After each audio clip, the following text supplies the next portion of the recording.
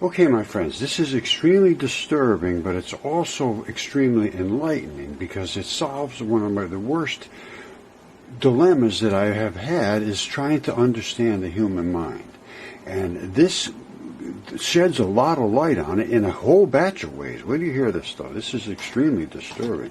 This is Bill Gates supposedly briefing the CIA on how to change people's minds. On the left over here, we have individuals who are religious fundamentalists, religious fanatics, and this is the expression, RT-PCR, real-time PCR expression of the VMAT2 gene. Over here, we have individuals. So let me complete. So over here, we have individuals who are not particularly fundamentalist, not particularly religious, and you can see there's a much reduced expression of this particular gene, the VMAT2 gene. Another evidence that supports our hypothesis for the development of this approach. What you see here is by spreading this virus, we're going to eliminate individuals from going on a bomb. All right, before this guy here is sounds like a good guy. He's saying, he's sort of grilling him. Now, what Gates is saying is there's a region in your brain that dictates how you are about religion, whether you find it disgusting, which they do, or whether you find it good, which this does. Now, listen to this. Now, and this really solves a dilemma for me because I have found that there are a group of people, which we consider our leaders and or the ones that are teachers and so forth, that are complete deniers of reality, and they, I believe, have this. And then there's other ones that are, that understand and are searching for everything, including God, have this. And then there's other ones that have this, that are still searching for God, but they can completely deny reality.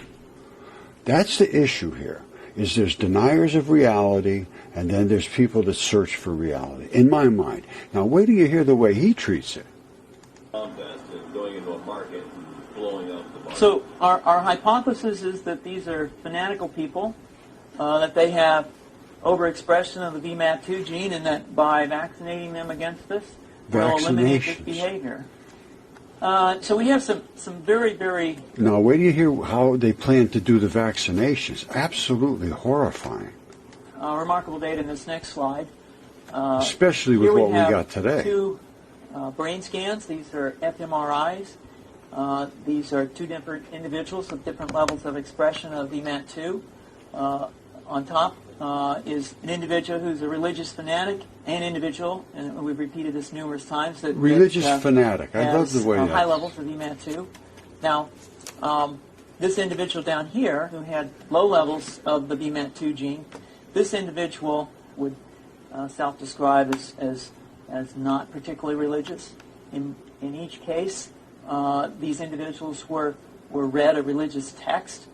This individual... no, wait, did you hear what he just said?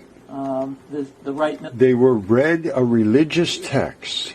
This person took it to think about it. This person, this is a region of disgust.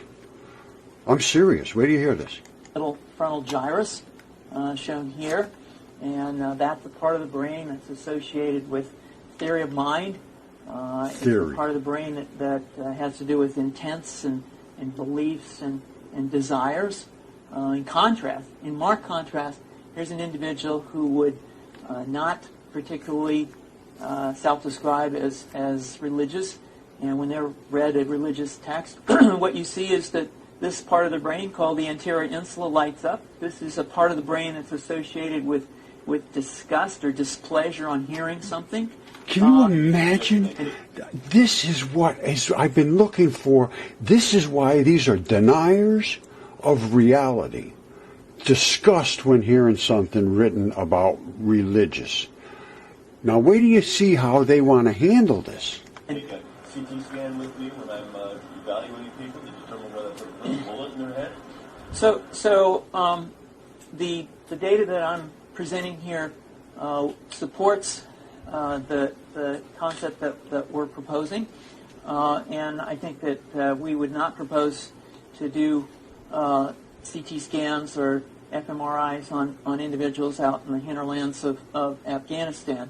The virus would immunize against this VMAT2 gene, and that would have the effect that you see here, which is it's essentially to turn the virus. No, wait. They're using viruses to spread this vaccination to destroy your love of God.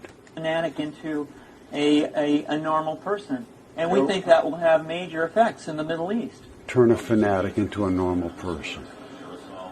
Well, so the present plan and the tests that we've done so far have used respiratory viruses, such as flu or rhinoviruses. They're using flu viruses, respiratory viruses to infect you, to make you hate God. And we believe that that's a satisfactory way to get the exposure of the largest part of the population. Most of us, of course, have been exposed to both of those viruses. And we're quite confident that this will be a very successful approach. That's how they intend to spread this disgust for God. I don't know. I just don't even. I don't have words. I don't have words. All right. As disgusting as this is, it's answered a question for me that literally every day I wake up thinking to myself, how can these people dismiss reality? How can they do this day after day after day after day? And they are the academics, primarily. And they are disgusted with reality. They have the weak minds that can dismiss reality regardless of how much you push it in your face.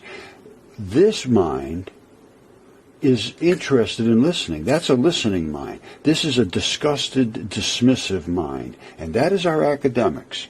They are been put in charge, and now they are disgusted with anything, certainly, that has to do with God and religious. I mean, I'm sure he did a lot of research on and found that virtually everybody in his realm is disgusted with religion, and all the religious fanatics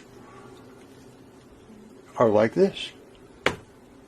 Very, very distressing.